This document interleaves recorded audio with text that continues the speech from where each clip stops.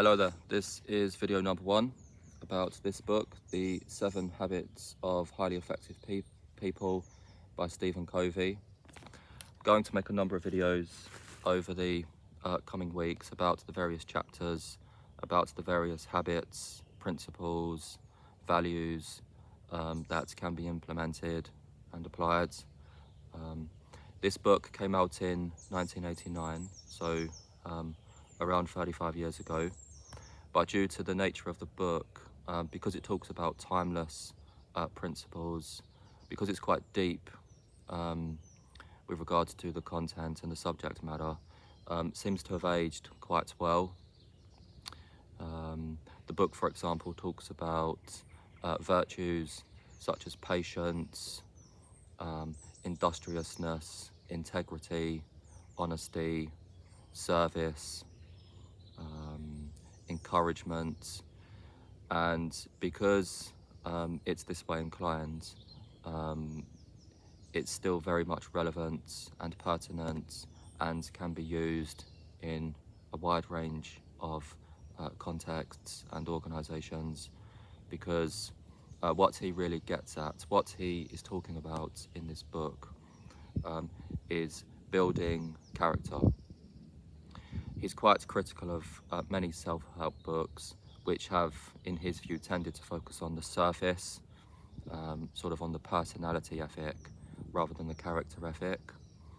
So what he is saying in the book is that in order to be effective in the world, in order to develop habits which are going to mean that you live a happier, more prosperous, more financially successful life, it's not merely useful just to focus on outwards forms of behaviour. For example, in the Dale Carnegie book, Dale Carnegie suggests that, smiling, never criticising, sort of methods and tactics that people can use. Stephen Covey suggests in the book that these ideas are quite hollow, and that really what people need to do is they need to develop their character and change the way they see the world. This is a key point. He calls it a paradigm shift. So right from the outset, he talks about paradigms and principles, and he says about how if people are unhappy in their lives or they're experiencing problems, it's nearly always down to the way they are viewing the world, how they're looking at the world. It's not that their life is full of problems, it's that they've got the wrong mindset. And that what he's suggesting in the book is that one needs to think about the timeless fundamental principles and practice them, ingrain them into one's character, so that the person is more efficient, more effective, is able to build better, more cooperative relationships that last, and build trust within the workplace or wherever they happen to be operating. And by doing the harder work of developing those principles and bringing them into your life, only through this can we start to change the way we see the world. So rather than being victims or being thinking that the problems are external, the problems are internal. Effectively, what he's getting at is what's been recently called growth mindset. So where there's a problem, there's an opportunity.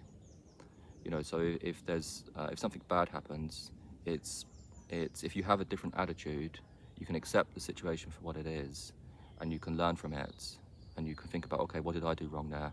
What did I get wrong? What am I doing wrong? How can I improve? What can I do to improve the situation? And this is what he's getting at in the book.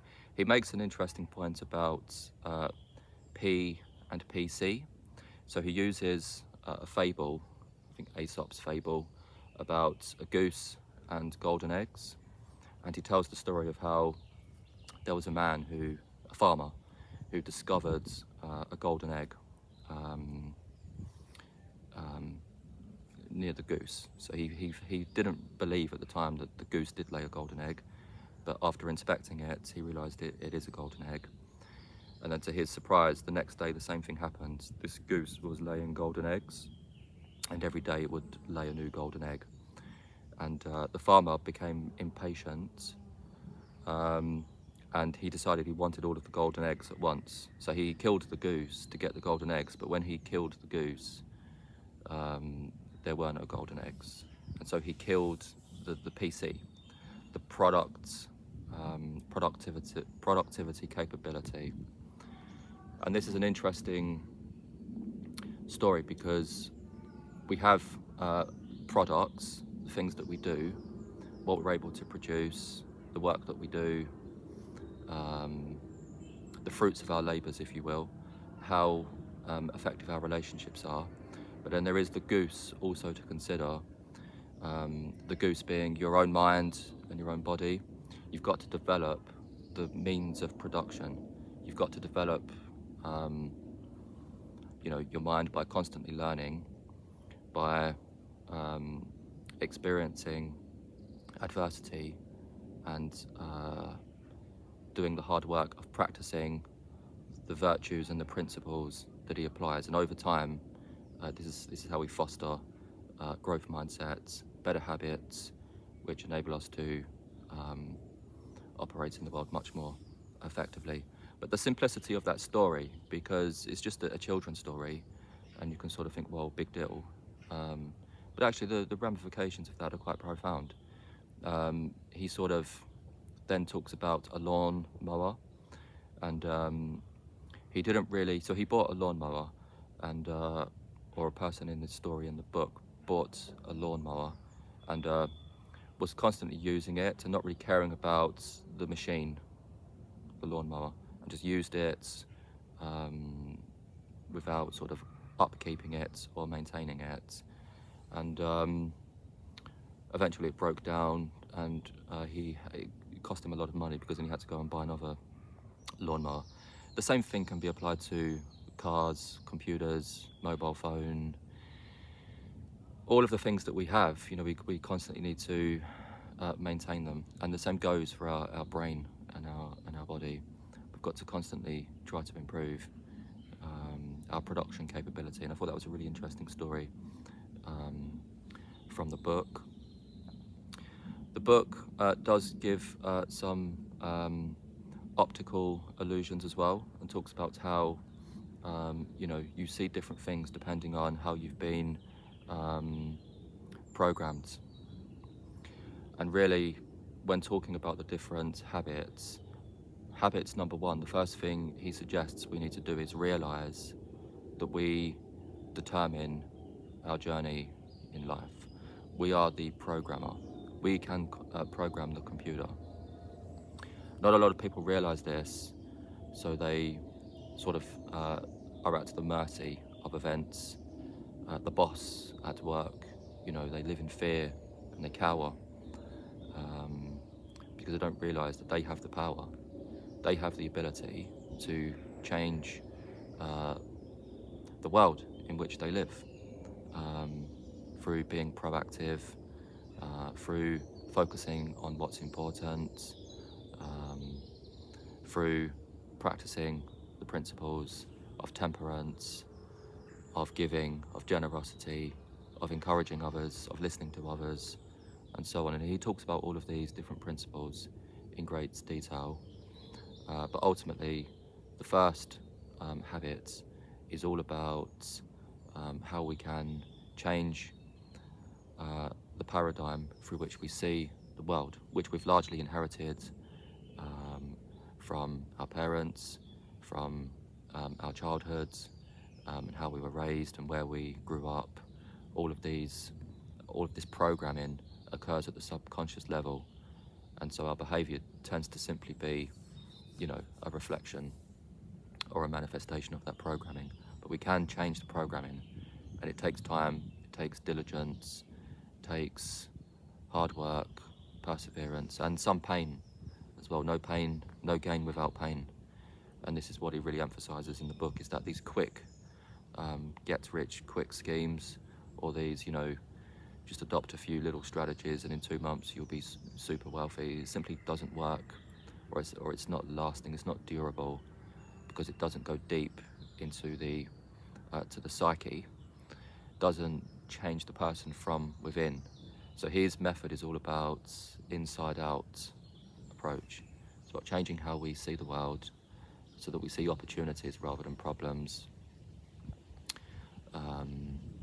and we look at how we can help other people, and use our talents, and have the strength to say no to things which are not important, which are not going to improve PC production capability, they're not going to be of long-term benefit. And so far I've been very impressed with the book. I've not read it all. I've got up to the end of private victories. So he calls the first 3 habits private victories. They occur in one's own private life. So you make a promise to yourself and you have to keep it. The promise could be, I'm going to the gym twice a week. And in developing integrity, you have to make sure you commit to that promise you've made to yourself. Could be, I'm not going to eat any takeaway all week, not going to order any takeaway at all.